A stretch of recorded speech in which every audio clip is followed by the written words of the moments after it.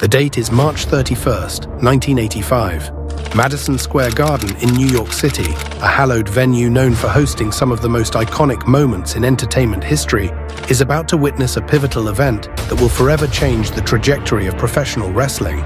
This night will mark the birth of WrestleMania, a spectacle that transcends the realm of wrestling, transforming it from a regional curiosity into a global phenomenon. In many ways, this was the moment that wrestling found its true identity as mainstream entertainment. To appreciate the profound significance of this moment, we must first understand the landscape of professional wrestling in the early 1980s. Before the advent of WrestleMania, professional wrestling existed in a fragmented state, with independent territorial promotions operating throughout the United States. These territories had their own champions, their own stars, and their own unique identities.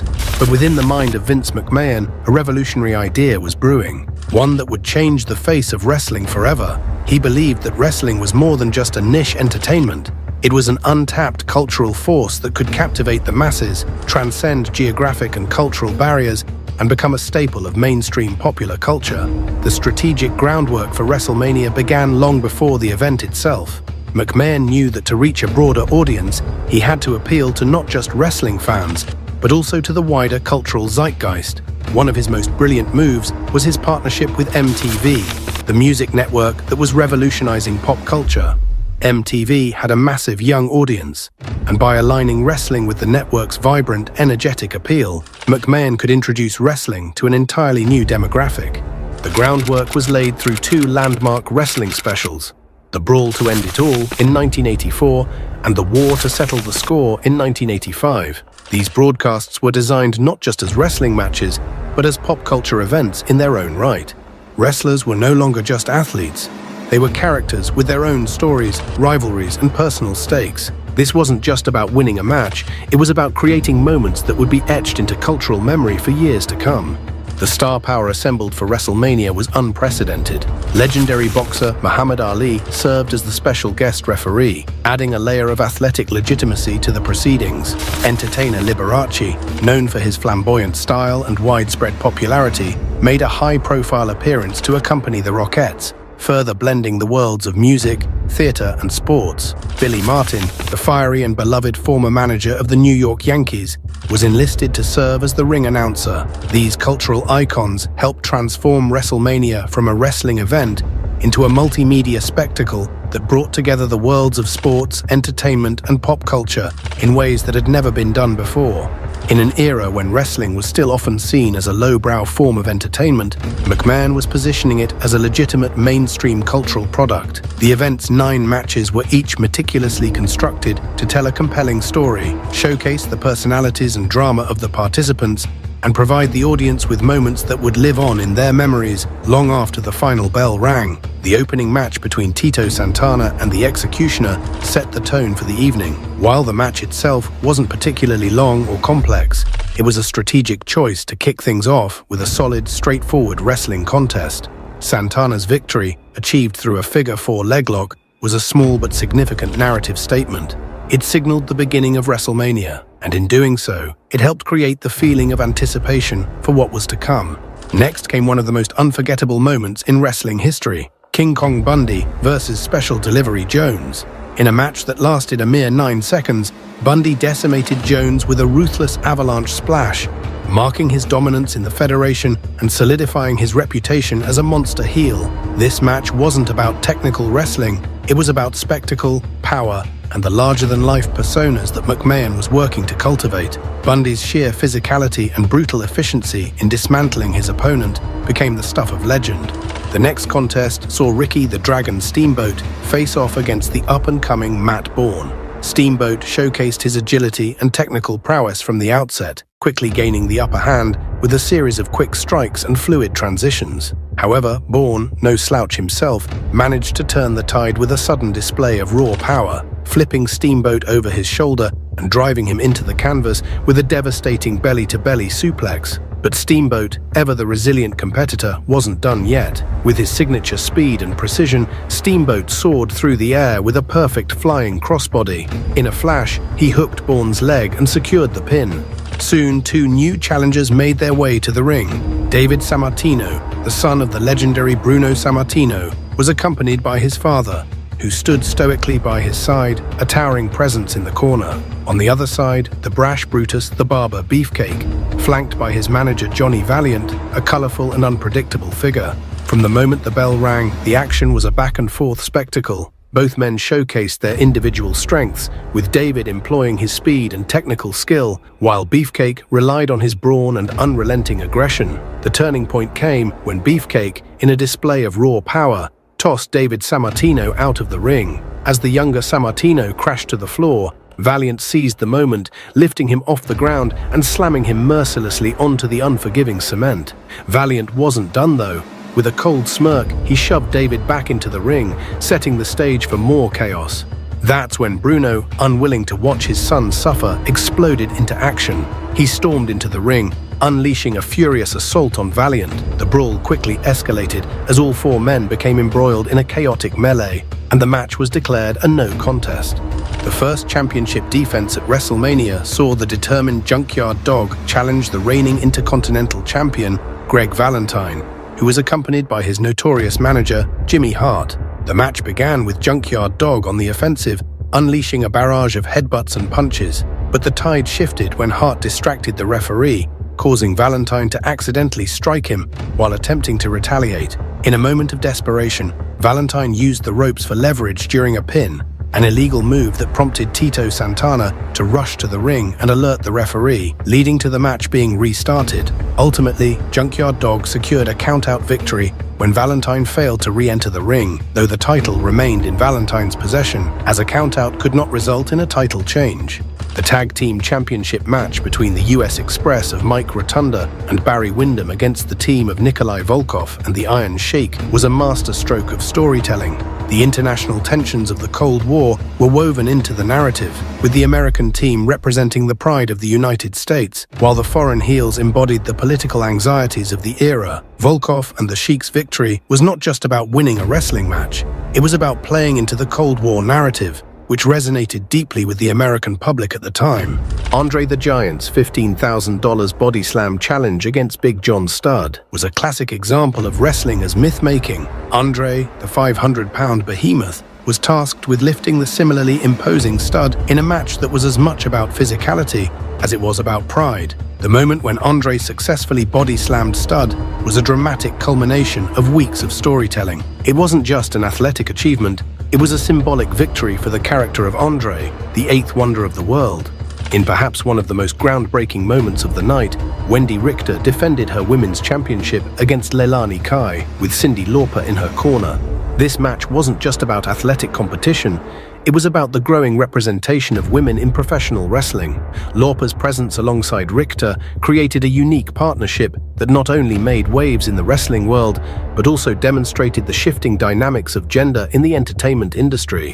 Finally, the main event, the match that would become the defining moment of WrestleMania. Hogan and Mr. T teamed up to take on the villainous duo of Roddy Piper and Paul Orndorff, with Muhammad Ali as the special guest referee. This was more than a match. It was the culmination of months of build-up, a clash of titanic personalities, and a cultural spectacle that defied expectations. The crowd's electric energy, the drama of the match itself, and the surreal combination of sports and entertainment created a moment that would be etched and over 1 million closed-circuit television viewers. But more than just attendance figures, this was a statement. Professional wrestling had crossed over into the mainstream. It was no longer just a niche entertainment form. It had become a global cultural event. The technical aspects of the matches may not have been on par with what we see in modern wrestling, but that was never the point. WrestleMania was never meant to be just about in-ring competition. It was about spectacle, storytelling, and creating iconic moments that would resonate with audiences worldwide. This was a cultural declaration, a moment when entertainment itself was redefined, when the lines between sport, theater, and cultural spectacle were irrevocably blurred. In the crucible of that March night, a new form of entertainment was born, not just wrestling, but a global narrative experience that would captivate millions and transform popular culture forever.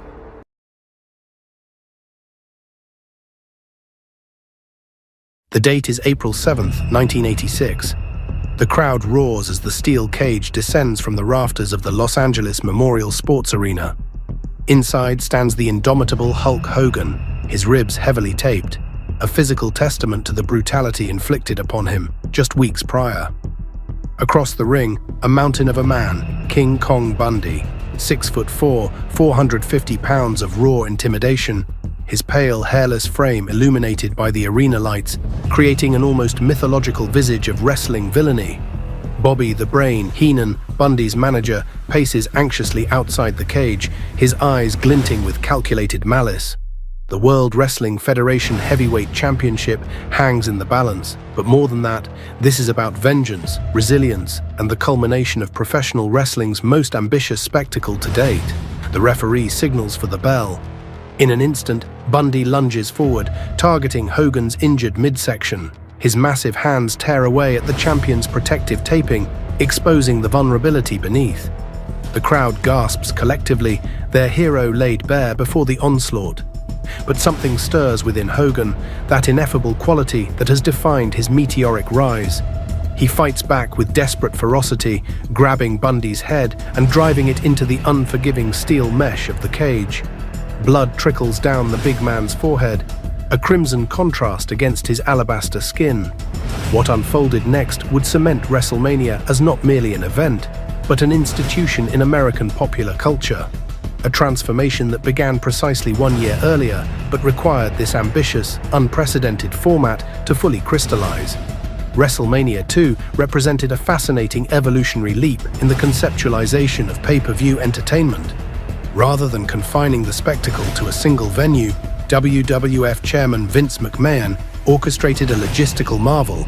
3 separate cards in 3 different cities, all broadcast simultaneously on April 7, 1986. The tripartite structure of the event reflected McMahon's grand vision to nationalize professional wrestling, breaking from the regional territories that had defined the business for decades. The East Coast, Midwest, and West Coast would all host segments of this grand experiment, with the Nassau Veterans Memorial Coliseum in Uniondale, New York, the Rosemont Horizon in suburban Chicago, Illinois, and the Los Angeles Memorial Sports Arena in California, serving as the 3 epicenters of wrestling pageantry. Each location featured its own distinct atmosphere, commentary teams, and celebrity guests, a constellation of 1980s pop culture luminaries that underscored wrestling's growing mainstream appeal. The event began in earnest at the Nassau Coliseum, where Ray Charles delivered a soulful rendition of America the Beautiful, establishing a patriotic tradition that would become a WrestleMania hallmark. The New York portion opened with a technically sound but ultimately inconclusive contest between Paul Mr. Wonderful Orndorff and the magnificent Muraco. Both men battled to a double countout, neither willing to concede defeat, but both unable to secure victory, perhaps an unfortunate harbinger of the mixed results the ambitious 3-city format would yield. The Intercontinental Championship match that followed provided a study in contrasting styles and personalities. The technically brilliant, flamboyant Randy Macho Man Savage defended his title against the primitive, unorthodox George the Animal Steele. This contest represented more than athletic competition. It embodied a peculiar romantic subplot centered around Savage's manager, the ravishing Miss Elizabeth. Steele's infatuation with Elizabeth added psychological complexity to what might otherwise have been a straightforward championship bout. The match itself demonstrated Savage's characteristic brilliance, with precise moves executed with surgical accuracy. Steele countered with animalistic power and unpredictability, even becoming the first wrestler to kick out of Savage's signature elbow drop from the top rope, a remarkable moment that elicited gasps from the knowledgeable New York crowd. In the end, Savage retained his championship through cunning rather than dominance, securing a pinfall while illegally leveraging the ropes, a victory that preserved his reign while ensuring the feud could continue. The mysterious Jake the Snake Roberts then emerged victorious over George Wells in a relatively brief encounter, culminating in Roberts' devastating DDT finishing maneuver. What followed, however, would prove more memorable than the match itself. Roberts placed his Python Damien onto the prone Wells, who proceeded to foam at the mouth in theatrical terror, creating one of the evening's most indelible images. The The New York segment concluded with the most unorthodox contest of the night, a boxing match between actor Mr. T and Rowdy Roddy Piper. Their genuine mutual antipathy provided authentic emotional stakes rarely seen in choreographed wrestling scenarios. With boxing legend Joe Frazier in Mr. T's corner and trainer Lou Duva supporting Piper, the bout carried a veneer of sporting legitimacy. The boxing match itself proved somewhat awkward, with both men limited by the constraints of the squared circle and unfamiliar rule set. The conclusion came when Piper, frustrated by the restrictions of boxing and reverting to his wrestling instincts, executed a body slam on Mr. T in the fourth round. This violation resulted in Piper's disqualification, but satisfied his desire to humiliate his opponent on his own terms, a quintessentially Piper-esque moment of defiance. As the broadcast transitioned to Chicago's Rosemont Horizon, the atmosphere shifted noticeably. The Midwestern audience brought different expectations and energy to the proceedings. The women's division, often marginalized in wrestling narratives, received a showcase as the fabulous Moolah defended her championship belt against the athletic Velvet McIntyre. Despite McIntyre's impressive aerial maneuver, a splash from the second turnbuckle, Moolah's veteran craftiness prevailed when she sidestepped the attack and secured a pinfall victory, continuing her remarkable reign as champion. The Cold War political tensions that permeated 1980s American culture found expression in the flag match between the patriotic Corporal Kirchner and the Soviet villain Nikolai Volkov. This simplistic but effective narrative of American heroism, triumphing over foreign menace, played perfectly to the Heartland crowd. The match concluded when Volkov's manager, classy Freddie Blassie, attempted to assist his charge by throwing him his cane. Kirchner intercepted the foreign object and used it against Volkov, securing victory for America in this microcosmic ideological battle. Perhaps the most innovative segment of WrestleMania 2 followed with a 20-man battle royal that integrated professional wrestlers with National Football League players. This cross-promotional concept exemplified McMahon's genius for blending wrestling with mainstream sports and entertainment. NFL stars including Jimbo Covert, Bill Fralick, Russ Francis, Ernie Holmes, Harvey Martin, and the immensely popular William Refrigerator Perry joined Federation luminaries in the over-the-top rope elimination contest. The Battle Royal created numerous compelling moments as the football players demonstrated surprising aptitude for wrestling psychology, particularly Perry, whose charisma translated seamlessly to the wrestling arena. Ultimately, the Mammoth Andre the Giant emerged victorious, last eliminating the Hart Foundation duo of Bret Hart and Jim Neidhart, a fitting outcome that maintained Andre's aura of invincibility while spotlighting the rising tag team talents of the Foundation. The Chicago segment reached its apex with an exceptional tag team championship match, pitting the Dream Team of Greg Valentine and Brutus Beefcake against the British Bulldogs of Dynamite Kid and Davey Boy Smith. The presence of Ozzy Osbourne and Captain Lou Albano in the Bulldogs' corner added celebrity cachet to what wrestling purists recognized as a potential show stealer. For 13 minutes, these four exceptional athletes crafted a masterclass in tag team psychology, with the technically sound Dream Team working methodically against the dynamic, risk-taking Bulldogs. The conclusion arrived when Smith propelled Valentine into the corner, causing him to collide heads with Dynamite Kid. In the ensuing confusion, Smith pinned Valentine, securing the tag team championships for the Bulldogs and ending the Dream Team's impressive 7-month reign. The Chicago crowd erupted, appreciating both the quality of the contest and the popular championship change. The broadcast then shifted westward to Los Angeles, beginning with Ricky Steamboat's victory over the powerful Hercules Hernandez. Steamboat's aerial expertise contrasted perfectly with Hercules' raw strength, creating an engaging stylistic dichotomy. When Hercules attempted to appropriate Steamboat's high-flying approach with a flying body press, his hubris proved his undoing. Steamboat countered with his own perfectly executed flying body press for the victory, a testament to authenticity triumphing over imitation.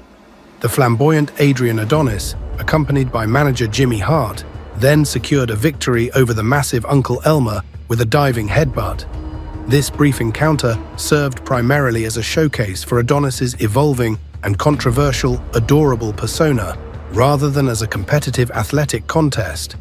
The Funk Brothers then continued the villainous winning streak by defeating the popular team of Junkyard Dog and Tito Santana.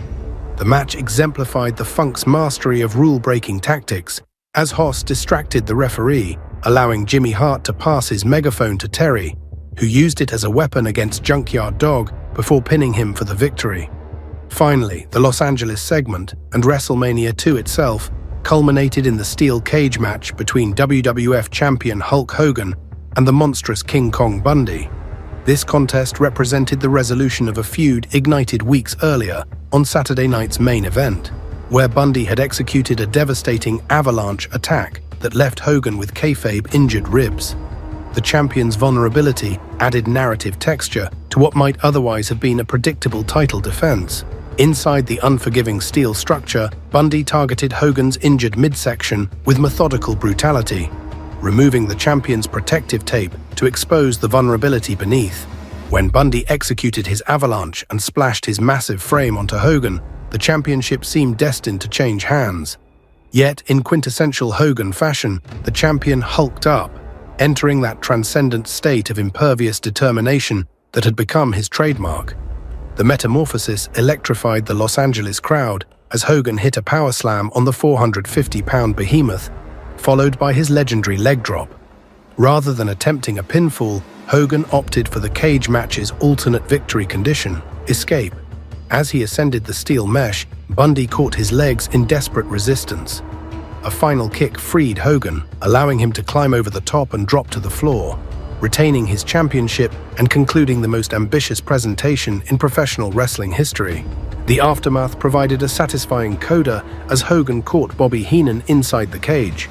With Bundy incapacitated, Hogan exacted revenge on the managerial mastermind behind his torment, ramming Heenan's head into the cage before unceremoniously depositing him outside with an atomic drop. Justice served to thunderous approval. WrestleMania 2's tripartite structure represented both innovation and overreach. While conceptually brilliant, the fragmented format sometimes undermined narrative cohesion and diffused the event's energy across disparate venues. Yet, in its ambitious scope, it established WrestleMania as wrestling's premier spectacle and demonstrated McMahon's willingness to take unprecedented risks in expanding professional wrestling's cultural footprint. The participation of celebrities from various entertainment spheres, music, sports, television, and film, reinforced wrestling's growing mainstream legitimacy. The integration of NFL players particularly highlighted the WWF's capacity to transcend the insular world of professional wrestling and engage with broader American sports culture. Athletically, WrestleMania 2 offered moments of genuine brilliance, particularly in the British Bulldogs Tag Team Championship victory and the psychological complexity of the Hogan-Bundy main event. These performances elevated the event beyond mere spectacle into the realm of compelling athletic storytelling. The event's financial success, grossing $1.3 million in ticket sales alone, validated McMahon's vision and guaranteed WrestleMania's continuation as wrestling's grandest stage. From the poetic symmetry of Hulk Hogan once again closing WrestleMania victorious, to the integration of mainstream celebrities and athletes, to the technical wrestling mastery displayed throughout the night, WrestleMania 2 embodied professional wrestling's unique capacity to synthesize athletic competition with theatrical narrative. In attempting something unprecedented, it forged the template for what WrestleMania would become. Not merely the culmination of ongoing storylines, but a cultural event that transcended the boundaries of professional wrestling itself.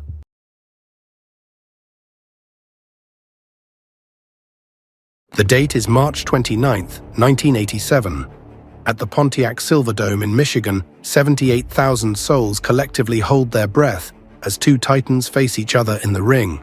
In one corner stands Hulk Hogan, the bronzed American hero with his signature red and yellow, muscles rippling beneath the arena lights. Across from him looms Andre the Giant, all 7 feet 4 inches and 525 pounds of him, a man who had remained undefeated for 15 years. The tension is palpable, electric, and dangerous. When Hogan attempts his first body slam, the crowd gasps as he struggles, nearly collapsing beneath Andre's impossible weight. This moment, this singular instant of human limitation meeting mythic ambition, would crystallize into one of professional wrestling's most enduring images. But to understand why this moment mattered, why it would echo through the corridors of sports entertainment history, we must understand that WrestleMania 3 represented far more than a wrestling match. It was the apotheosis of an art form, the moment when professional wrestling transcended its carnival roots and claimed its throne as America's most visceral form of popular theater. This event didn't merely set attendance records or generate unprecedented pay-per-view revenue, though it accomplished both with staggering success. Rather, it defined what wrestling could be when spectacle, storytelling, and athletic prowess converged at the precise cultural moment. The World Wrestling Federation had gambled everything on this event. Vince McMahon, still consolidating his national expansion of what had been regional territories, needed more than success. He needed a phenomenon. The Pontiac Silverdome, with its capacity to house a small city, represented either the company's greatest triumph or its most spectacular folly. As fans filed into the massive dome that afternoon, they weren't merely attending a wrestling show. They were participating in the creation of modern sports entertainment. The afternoon began with a gesture both grand and quintessentially American. Aretha Franklin, the Queen of Soul and a Detroit native, emerged to perform America the Beautiful, her voice transforming the cavernous space into something approaching a cathedral. This wasn't mere patriotic pageantry, it was a declaration that what would unfold over the next several hours demanded the same cultural gravitas as any Super Bowl or World Series. The opening contest pitted the Can-Am connection of Rick Martel and Tom Zenk against the villainous duo of Bob Orton Jr. and the magnificent Muraco, accompanied by the devious Mr. Fuji. This match established the evening's template: athletic excellence married to compelling narrative. When Martel executed his high crossbody maneuver, aided by Zenk's strategic positioning that sent Muraco tumbling, the crowd erupted not merely for the athletic feat, but for the story it told: youth and innovation triumphing over established villainy. The second match intensified the drama exponentially. Billy Jack Haynes versus Hercules in the Full Nelson Challenge represented wrestling's ability to transform a simple wrestling hold into an epic struggle for supremacy.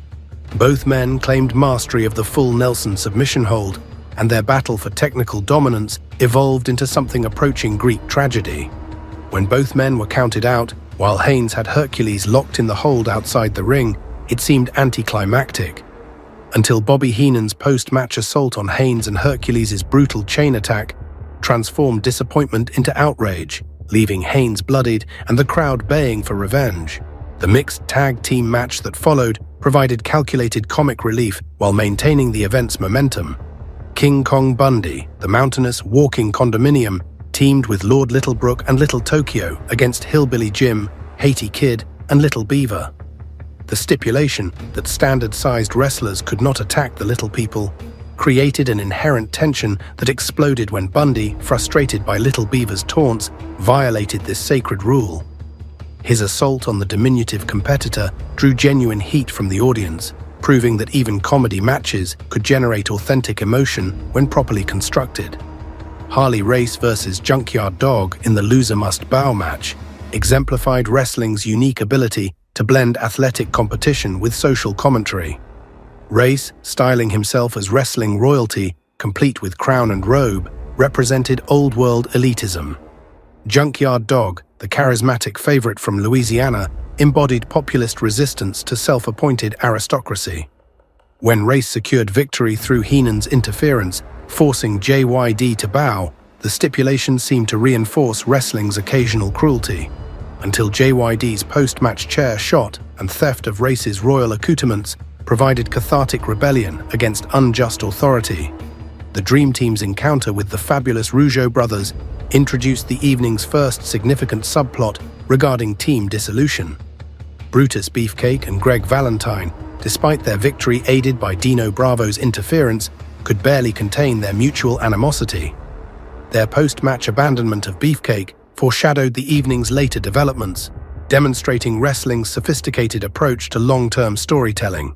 Then came what many consider the evening's emotional apex: Roddy Piper's retirement match against Adrian Adonis.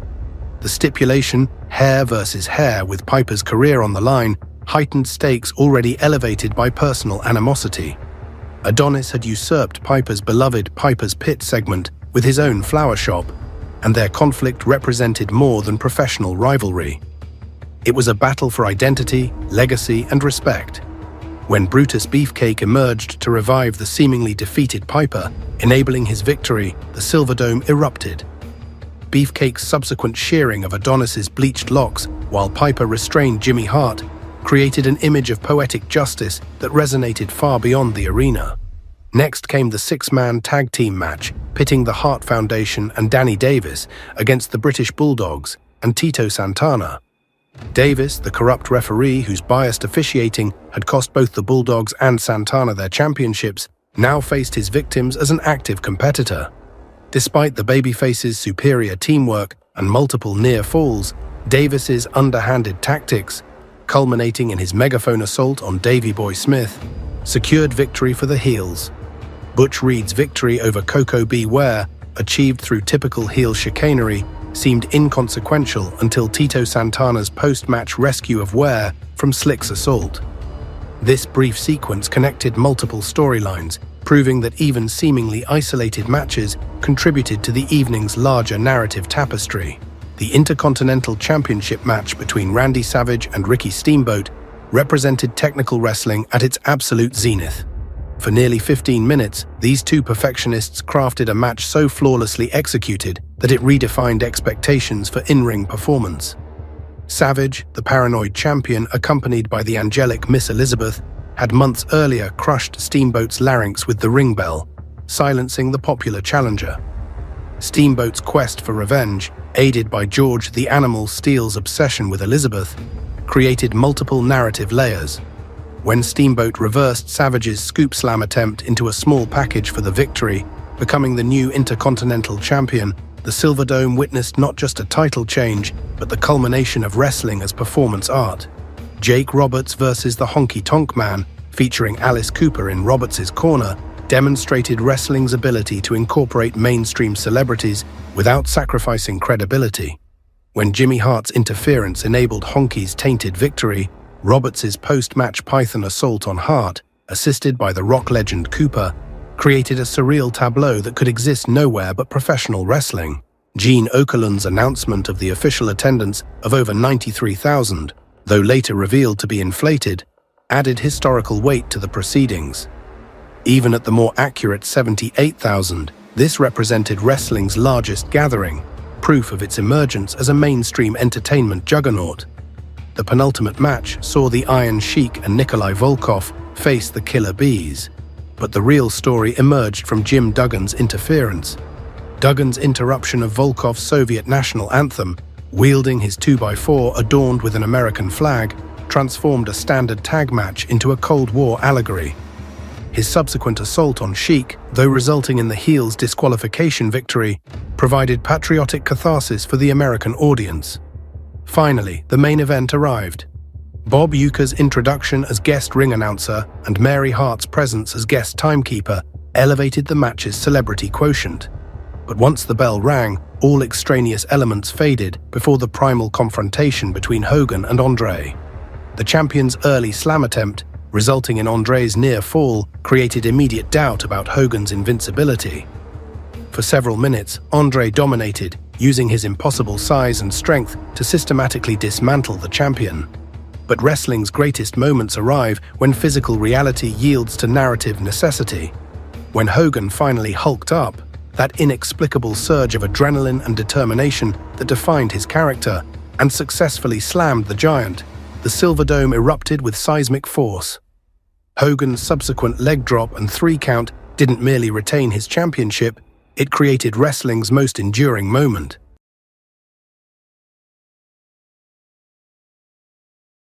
The date is March 27, 1988. The arena is heavy with anticipation, the air thick with smoke, sweat, and the frenzied echoes of over 19,000 fans packed into Atlantic City's historic convention hall, rechristened for the evening as Trump Plaza. 2 archetypal figures of American entertainment prepare for a confrontation that will define not merely their careers, but the very essence of what professional wrestling could become. In one corner stands Macho Man Randy Savage, the flamboyant warrior poet whose neurotic charisma and athletic prowess had transformed him from villain to reluctant hero. Across the ring awaits the million-dollar man, capitalism incarnate, a character so perfectly calibrated to the zeitgeist of Reagan-era excess that he seemed less like a wrestler than a fever dream of American materialism. This was professional wrestling, as conceived by Vince McMahon Jr., a man who understood that the business was fundamentally about creating larger-than-life legends in real time. WrestleMania 4 didn't merely present athletic competition disguised as entertainment. It offered a complete mythological universe where good and evil, capitalism and artistry, tradition and innovation collided in ways that reflected the broader tensions of American society. The tournament structure itself was elegant in its dramatic architecture. 14 men entered, each carrying their own narrative weight, their own relationship to the central themes of power, corruption, and redemption that would define the evening. The vacant championship, stripped from its previous holder through a Byzantine plot involving twin referees and corporate machinations, became a kind of holy grail, its very absence creating a vacuum that drew every character into its gravitational field. When the evening commenced with Gladys Knight's stirring rendition of America the Beautiful, the symbolic framework was established. This was not merely sports entertainment, this was American mythology in action, complete with all the contradictions and complexities that such a designation implies. The 20-man battle royal that followed served as both overture and statement of intent, controlled chaos that would resolve into clarity. In that opening battle royal, we witnessed wrestling's democratic ideal in action. 20 men, representing different character incarnations and regional wrestling traditions, competing in an environment where alliances could form and dissolve in moments, where strength mattered less than strategy, and where the last man standing would be determined not by predetermined booking, but by the chaotic arithmetic of elimination. Bad News Brown's victory, achieved through betrayal of his temporary alliance with Bret Hart, established immediate thematic resonance with the evening's larger concerns about trust, power, and the price of success. The championship tournament proper began with matches that felt less like athletic contests than acts in an elaborate morality play. The Million-Dollar Man's opening victory over Hacksaw Jim Duggan represented the triumph of calculated evil over working-class virtue, a theme that would resonate throughout the evening. The Million-Dollar Man's character was so perfectly realized that audiences could simultaneously recognize his obvious villainy while appreciating the sophisticated psychology that made him compelling. His bodyguard Virgil and his alliance with Andre the Giant created a power structure that felt genuinely threatening, not merely because of physical dominance, but because it represented systematic corruption. Don Muraco's disqualification victory over Dino Bravo demonstrated wrestling's ability to advance stories through the very structure of its rules. The disqualification wasn't a failure of storytelling, but an integral part of it, a recognition that in a universe where good and evil were clearly delineated, victory achieved through cheating carried its own narrative weight. Muraco's triumph felt earned not because he was stronger or more skilled than Bravo, but because he represented a kind of honorable chaos in opposition to Bravo's calculating dishonesty. Randy Savage's defeat of Butch Reed showcased the complex character work that made this era of wrestling so compelling. Savage was no conventional hero. His neurotic energy and obsessive perfectionism made him as likely to be his own worst enemy as to triumph over external obstacles. His victory advanced him in the tournament while simultaneously reinforcing the psychological complexity that made his character fascinating. Greg Valentine's victory over Ricky Steamboat represented one of wrestling's most interesting plot tensions.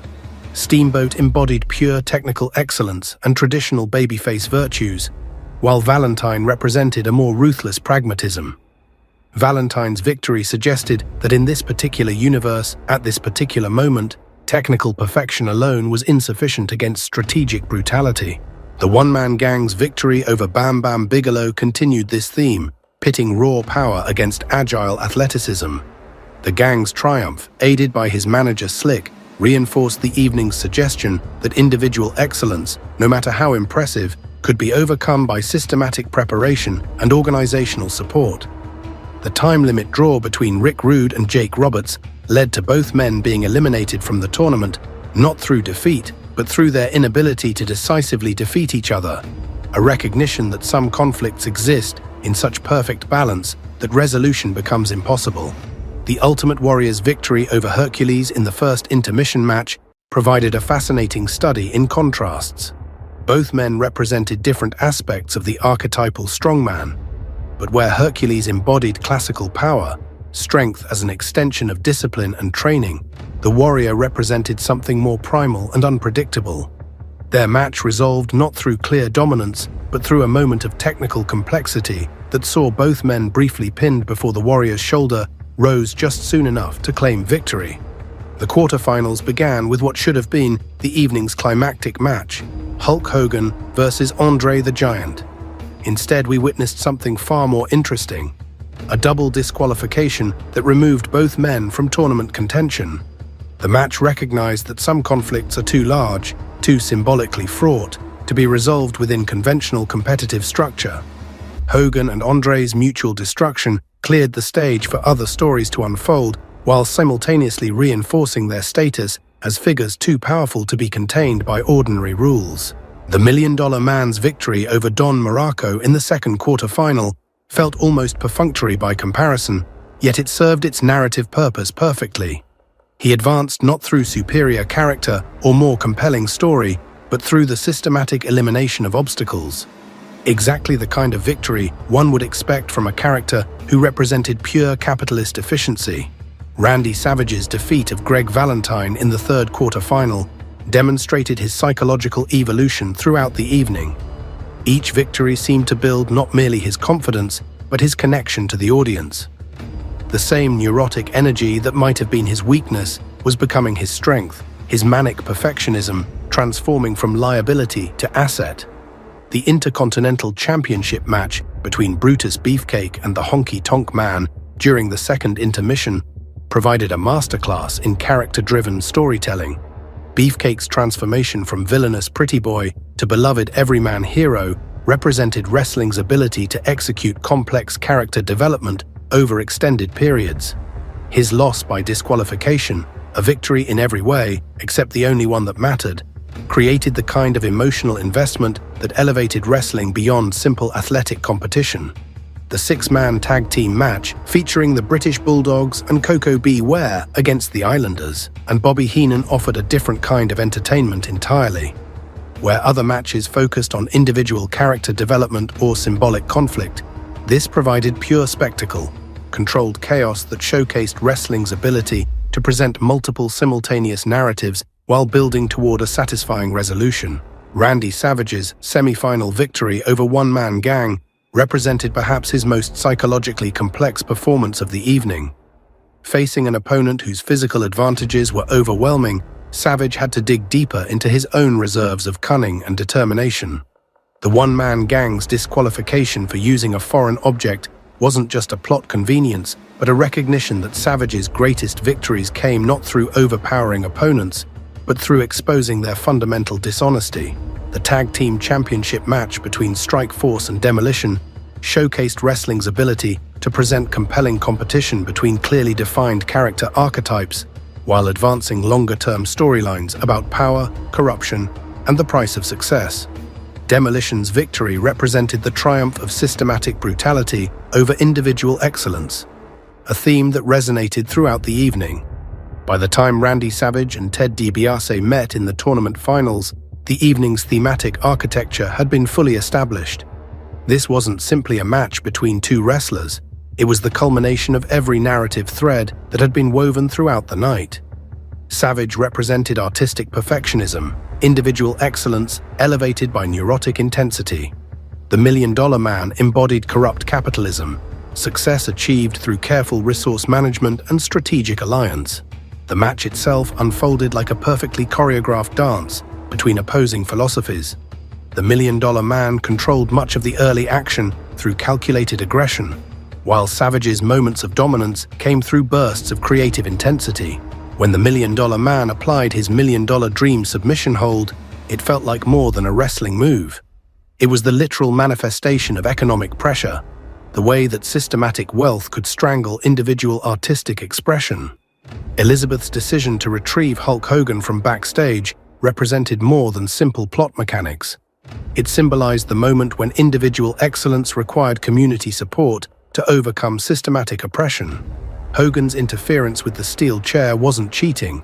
It was the necessary intervention of established power to prevent the complete triumph of amoral capitalism. Savage's final diving elbow drop and victory represented not merely athletic triumph, but the vindication of a particular vision of what American heroism could be. This wasn't the simple moral clarity of traditional babyface triumph, but something more complex, the victory of neurotic perfectionism over calculating materialism, of artistic passion over economic efficiency. WrestleMania 4 dared to challenge the formula, to experiment with format and character arcs, and in doing so, it helped solidify WrestleMania as more than an event. It became a storytelling institution. As the credits rolled and the lights dimmed on Trump Plaza, the message was clear. The golden era of wrestling was not static. It was growing, shifting, evolving. WrestleMania 4 did not deliver perfection, but it delivered evolution. And from its chaotic bracket emerged not just a champion, but a new era, crowned by a macho man, led by a valiant woman, and supported by a reluctant legend. It was the night wrestling grew up, messy, loud, and utterly unforgettable.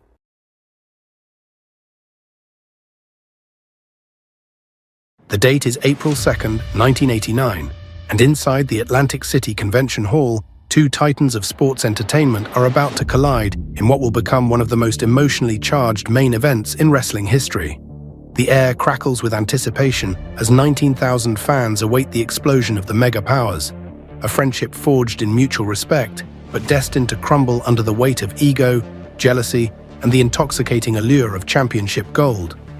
Hulk Hogan, the golden-haired embodiment of American heroism, stands across from Randy Savage, the flamboyant macho man whose paranoia has transformed admiration into bitter resentment. Between them stands Miss Elizabeth, the elegant valet whose very presence has become the catalyst for their destruction, forced into a neutral corner as the two men she cares for most prepare to tear each other apart. This singular moment represents far more than a championship match. It embodies the sophisticated psychological storytelling that would define professional wrestling's golden era and establish WrestleMania as the industry's premier showcase. WrestleMania 5 wasn't merely another pay-per-view event. It was a masterclass in long-term narrative construction, a culmination of months of carefully orchestrated character development that demonstrated wrestling's unique ability to blend athletic spectacle with deeply human drama. The show took place at the same venue as the previous year's WrestleMania 4, marking the only time in the event's history that consecutive WrestleManias would be held at the same location. This continuity wasn't coincidental. It represented the completion of a narrative arc that began with Savage's championship victory in the tournament final 1 year earlier, with Hogan's assistance proving crucial to that triumph. Now, 12 months later, that same assistance had transformed into perceived interference, turning ally into adversary in a masterful display of storytelling symmetry. The production values surrounding WrestleMania 5 also signaled wrestling's growing mainstream ambitions. Donald Trump's sponsorship, through his Trump Plaza Hotel and Casino, provided the event with an air of legitimate entertainment spectacle, while celebrity appearances from Morton Downey Jr. and a musical performance by Run DMC demonstrated the Federation's determination to position wrestling within the broader entertainment landscape. The opening contest featured Hercules facing King Haku in what appeared to be a straightforward power versus technique encounter, but actually served as a microcosm of the evening's overarching themes regarding loyalty and betrayal. The climactic moment arrived when Hercules became distracted by Heenan's ringside interference, allowing Haku to capitalize with his devastating savate kick. Yet Hercules' ring awareness proved superior as he avoided the follow-up diving splash and secured victory with a perfectly executed bridging back suplex. The second encounter presented the twin towers of Akeem and Big Boss Man against the high-flying rockers of Shawn Michaels and Marty Jannetty in a classic power versus speed confrontation. The Rockers' aerial assault initially caught their larger opponents off guard, with Michaels delivering a spectacular missile dropkick that sent Bossman reeling, but the Twin Towers' superior size and strength gradually asserted dominance. Akeem's devastating Air Africa finishing maneuver ultimately sealed victory, but not before the Rockers had demonstrated their resilience and established themselves as legitimate contenders despite the loss. The third bout featured Brutus Beefcake confronting the $1 Million Man in the first pay-per-view appearance of the $1 Million Championship, a title that represented the belief that wealth could purchase legitimacy in professional wrestling. The match's significance extended beyond its competitive elements, as a pre-match interaction with event sponsor Donald Trump provided visual confirmation of the connection between wrestling and high-stakes entertainment. The contest's inconclusive double count-out finish reflected the ongoing nature of their rivalry while maintaining both competitors' credibility for future encounters. The Bushwhackers' confrontation with the fabulous Rougeaus offered comic relief through the Bushwhackers' unorthodox fighting style and the Rougeaus' increasing frustration with their opponents' unpredictability. The match's humor masked sophisticated storytelling about cultural differences and the clash between traditional wrestling technique and innovative approaches. Luke and Butch's eventual victory through their signature battering ram maneuver validated their unconventional methods while providing the audience with much-needed levity following the more serious preceding encounters. Mr. Perfect's match against the Blue Blazer represented a fascinating study in contrasts between established star power and emerging talent. Perfect's arrogant persona and flawless execution stood in sharp relief against the Blue Blazer's masked anonymity and high-risk aerial style.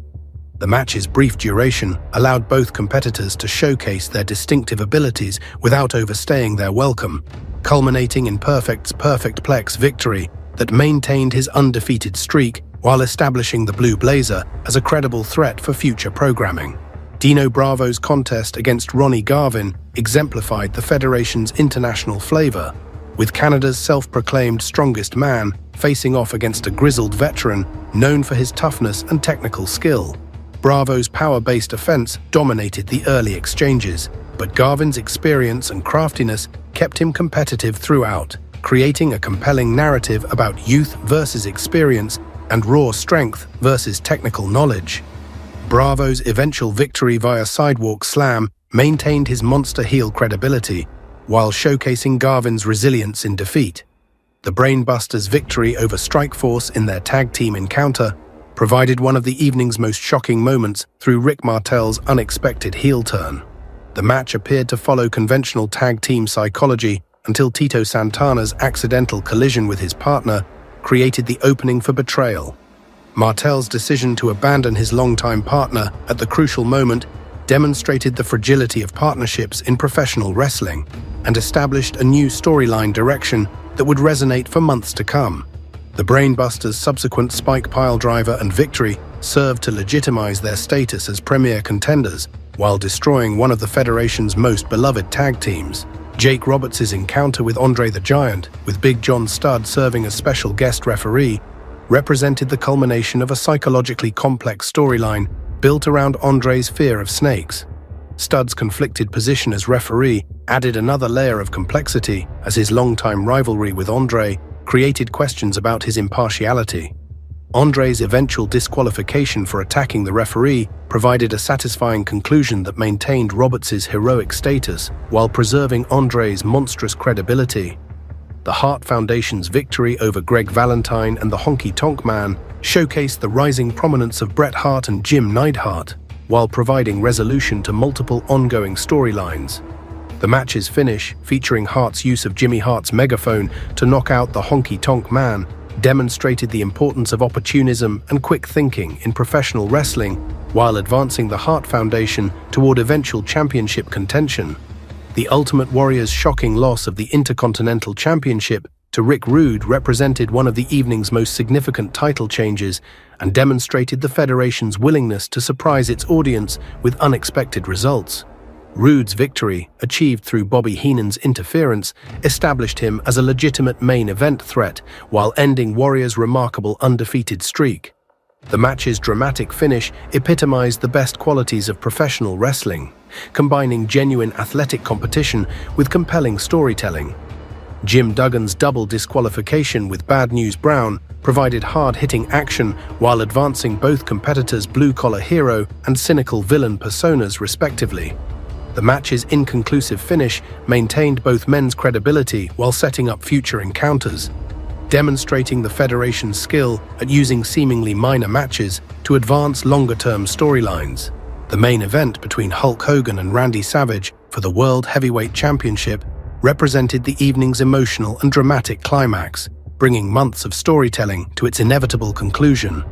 The match's early exchanges established the personal animosity between former friends, with both men struggling to reconcile their competitive instincts with their shared history. Elizabeth's presence at ringside provided constant emotional tension, as both competitors understood that their battle extended beyond championship glory to encompass questions of loyalty, jealousy, and masculine pride. The referee's decision to remove Elizabeth from ringside marked the match's crucial turning point, eliminating the last vestige of their shared past and allowing both men to fully embrace their adversarial roles. Savage's increasingly desperate tactics, including his use of the ring post and various illegal maneuvers, demonstrated his transformation from beloved champion to bitter antagonist, while Hogan's resilience and eventual comeback embodied the triumph of heroic determination over cynical manipulation. The match's climactic sequence, featuring Hogan's legendary hulking up comeback, followed by his decisive leg drop victory, provided emotional catharsis while crowning a new champion who would carry the company forward into the 1990s. Hogan's second championship reign began at the moment when wrestling's golden era reached its creative and commercial peak, establishing WrestleMania 5 as both the end of one chapter and the beginning of another in professional wrestling's ongoing evolution.